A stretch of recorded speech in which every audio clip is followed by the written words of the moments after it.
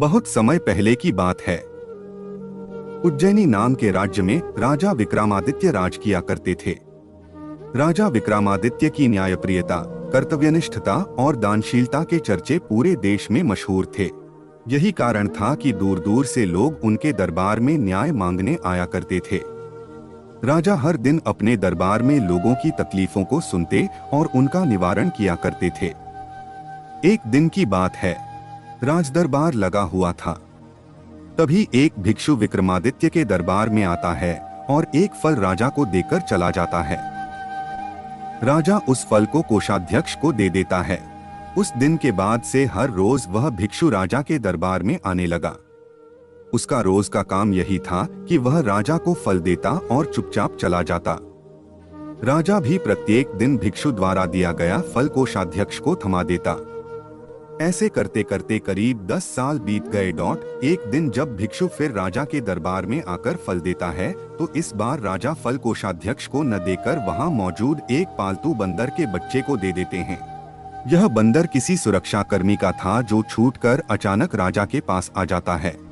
बंदर जब उस फल को खाने के लिए तोड़ता है तो उस फल के बीच से एक बहुमूल्य रत्न निकलता है। उस रत्न की चमक को देख राज दरबार में मौजूद सभी लोग हैरत में पड़ जाते हैं। राजा भी यह नजारा देख आश्चर्य में पड़ जाता है। राजा कोषाध्यक्ष को इससे पूर्व भिक्षु द्वारा दिए गए सभी फलों के बारे में पूछता है। राजा के पूछने पर कोषाध्यक्ष बताता है कि महाराज, मैंने उन सभी फलों को राजकोष में सुरक्षित रखवा दिया है। मैं उन सभी फलों को अभी लेकर आता हूँ। कुछ देर बाद कोषाध्यक्ष राजा को आकर बताता है कि सभी फल सड़ गए हैं। उनके स्थान पर बहुमूल्य रत्न बचे हुए हैं। यह सुनकर राजा बहुत खुश होता है और कोषाध्यक्ष को सारे रत्न सौंप देता है। अगली बार जब भिक्षु फल लेकर दोबारा विक्रमादित्य के दरबार पहुंचता है तो राजा कहते हैं, भिक्षु, मैं आपका फल तब तक ग्रहण नहीं करूंगा जब तक आप यह नहीं बताते कि हर दिन आप इतनी बहुमूल्य भेंट मुझे क्यों अर्पित करते हैं। राजा की यह बात सुन भिक्षु उन्हें एकांत स्थान पर चलने को कहता है। एकांत में ले जाकर भिक्षु राजा को बताता है कि मुझे मंत्र साधना करनी है और उस साधना के लिए मुझे एक वीर पुरुष की जरूरत है। चूंकि मुझे तुमसे वीर दूसरा कोई नहीं मिल सकता, इसलिए यह बहुमूल्य उपहार तुम्हें दे जाता हूँ। भिक्षु की बात सुन राजा विक्रमादित्य उसकी सहायता करने का वचन देते हैं।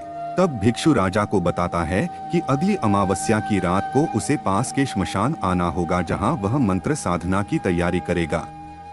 इतना कहकर भिक्षु वहां से चला जाता है। अमावस्या का दिन आते ही राजा को भिक्षु की बात याद आती है और वह वचन के अनुसार श्मशान पहुंच जाते हैं। राजा को देख भिक्षु बहुत प्रसन्न होता है। भिक्षु कहता है, हे राजन, तुम यहाँ आए, मैं बहुत खुश हुआ कि तुम्हें तुम्हारा वचन याद रहा। अब यहाँ से पूर्व की दिशा में जाओ, वहाँ एक महाश्मशान मिलेगा। उस महाश्मशान में एक शीशम का एक विशाल वृक्ष है। उस वृक्ष पर एक मुर्दा लटका हुआ है।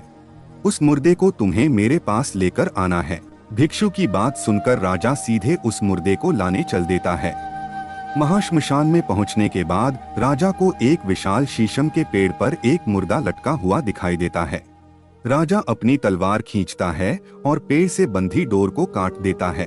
डोर कटते ही मुर्दा जमीन पर आ गिरता है और जोर से चीखने की आवाज आती है। दर्दभरी चीख सुन राजा को लगता है कि शायद यह मुर्दा नहीं बल्कि कोई जिंदा इंसान है। थोड़ी देर बाद जब मुर्दा तेजी से हंसने लगता है और फिर पेड़ पर जाकर लटक जाता है तो विक्रम समझ जाता है कि इस मुर्दे पर बेताल चढ़ा है।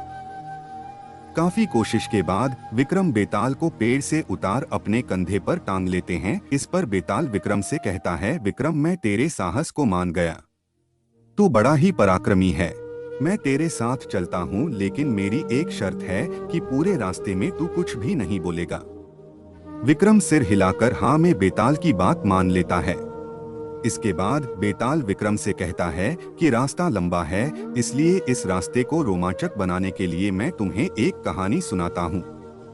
तो दोस्तों, आगे की 25 कहानियाँ सुनने के लिए वीडियो को लाइक और चैनल को सब्सक्राइब जरूर करें, क्योंकि आपकी इस चैनल पर बेताल 25 की सभी कहानियाँ सुनने को मिलेंगी।